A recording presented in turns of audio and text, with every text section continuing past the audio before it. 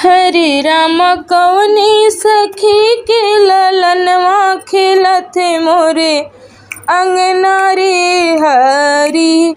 कि हरे राम कवनी सखी के ललनवा खेलथे मोरे अंगना रे हरी।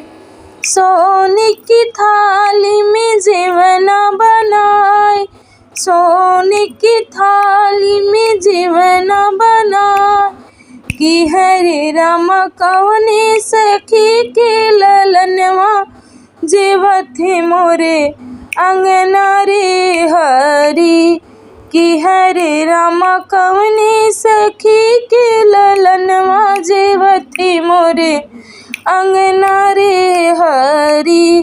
कि हरे राम कवनी सखी के ललनवा खेलथे मोरे अंगना रे हरी।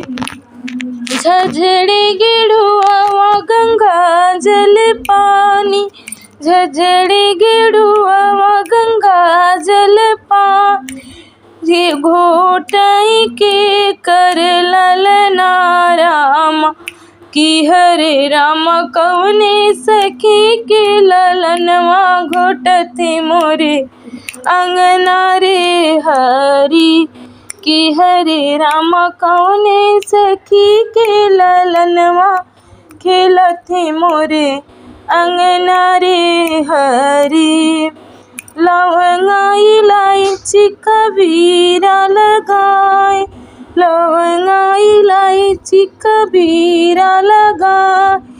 कोचई को लाल राम।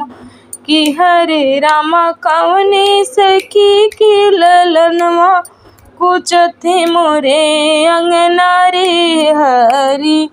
कि हरे राम कवनी सखी के ललनवा खेलथे मोरे अंगना रे हरी।